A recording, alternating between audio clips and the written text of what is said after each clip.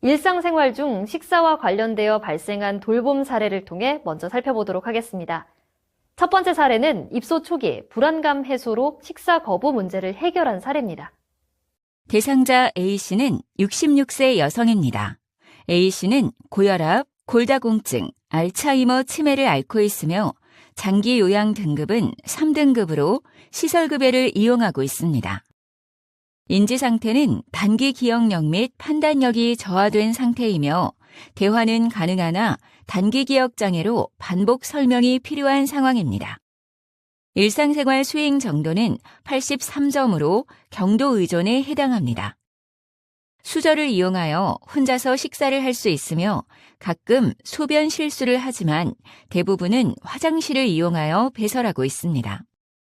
돌봄 제공자가 조금만 도와주면 스스로 옷을 벗고 입을 수 있으며 목욕하는 것을 좋아하지만 몸을 씻고 머리를 감을 때는 도움이 필요한 상태입니다. 또한 자립으로 원하는 곳으로 자유롭게 보행이 가능한 수준입니다. 대상자 A씨는 입소 초기에 매우 혼란스러워하는 모습을 보였고 주로 식사 시간이나 목욕 시간 등 직원이 분주하게 움직일 때 본인은 무엇을 해야 할지 몰라 불안해하는 모습이 자주 관찰되었습니다.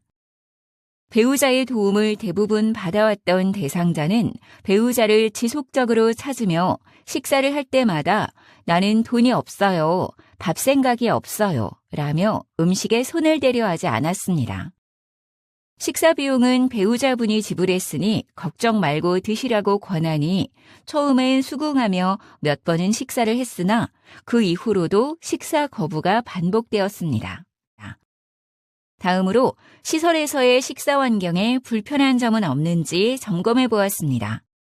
상담 결과 식사 시 방수형 앞치마를 하는 것은 밥이나 흘리는 못난 사람으로 취급하는 것 같고 본인은 식사가 끝나지도 않았는데 다른 사람들이 옆에서 양치를 하는 것과 양치 대야를 이용해서 양치를 하게 하는 것이 싫다고 호소하였습니다.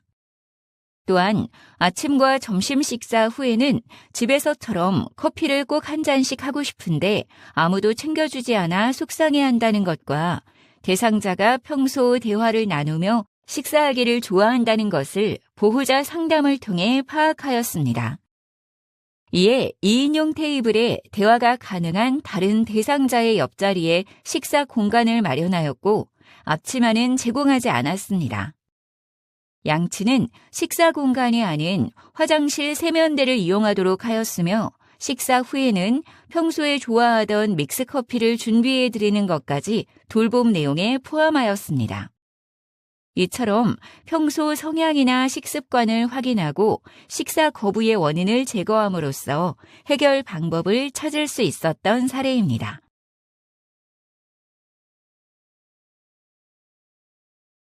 음식만 드시려는 비정상적인 식생활에 대응한 사례입니다. 함께 살펴볼까요? 대상자 B씨는 87세 남성입니다. 당뇨, 우울증, 파킨슨병을 앓고 있으며 2년 전 알츠하이머 치매를 진단받았습니다. 장기 요양 등급은 4등급으로 시설급여를 이용하고 있습니다. B씨는 단기 기억력 및 주의 집중력이 저하된 상태이며 식습관에 변화가 생겼습니다. 의사소통 영역에서는 다른 사람의 대화를 이해하고 자유로운 의사표현이 가능합니다. 일상생활 수행 정도는 62점으로 중등도 의존에 해당합니다. 수저를 이용하여 혼자서 식사를 할 수 있으며 가끔 소변 실수를 하지만 대부분은 화장실을 이용하여 배설하고 있습니다. 옷 벗고 입기는 대부분 스스로 하지만 상의를 입을 때 팔을 끼우는 동작만 도와주면 단추 채우기까지 가능합니다. 목욕 거부가 심하여 여러 차례 설득하여 겨우 실시하기는 하나 협조가 되지 않아 몸 씻기에 어려움이 많은 상황입니다. 워커를 이용하여 보행 가능합니다.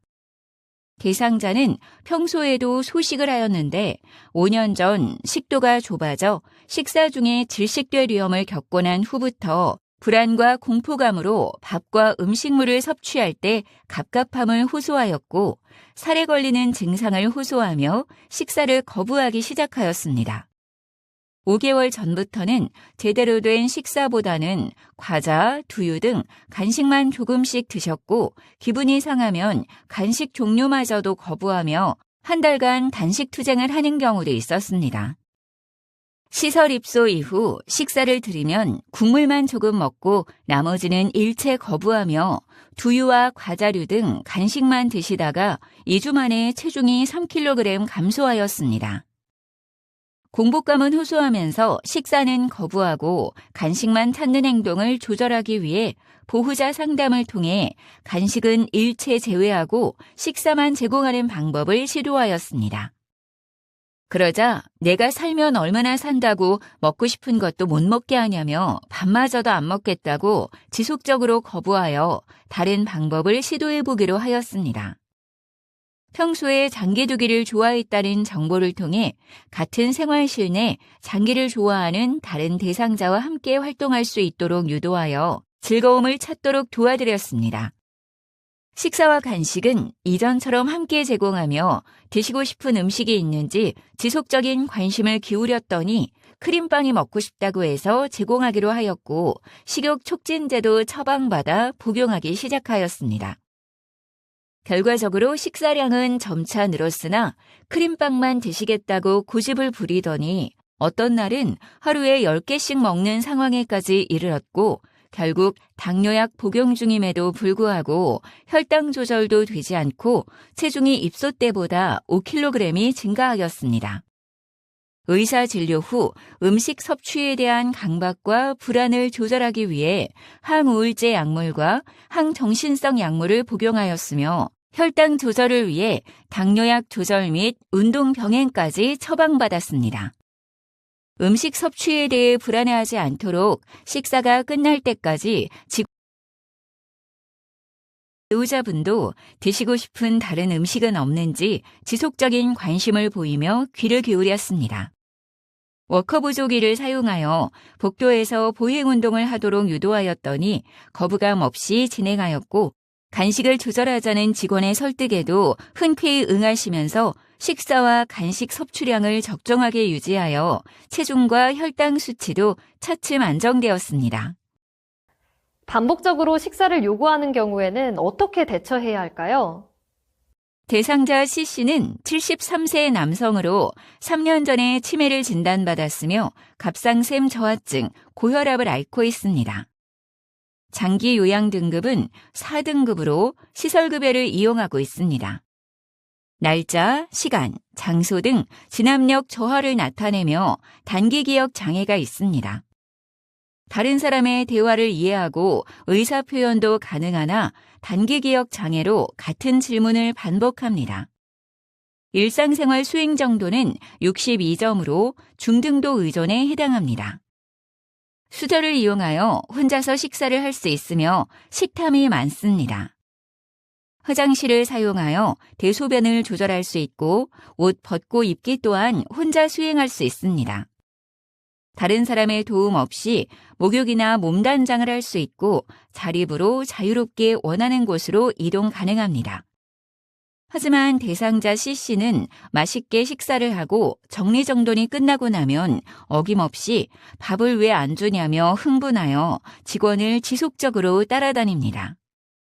주변 어르신이 식사를 같이 하지 않았냐고 하면 아 그래요? 하며 수긍하는 경우도 가끔 있으나 보통 때는 다른 사람 밥 다 주면서 나만 왜 밥을 안 주냐며 더 흥분하고 기억력 장애가 있는 어르신이 나도 아직 안 먹었다고 하는 경우에는 여기는 전부 대상자들 데리고 와서 사람을 굶겨 죽인다라며 본인 팔을 걷어 보이며 그래서 본인이 이렇게 뼈만 앙상하다며 흥분을 가라앉히지 못하는 날이 반복되고 있습니다.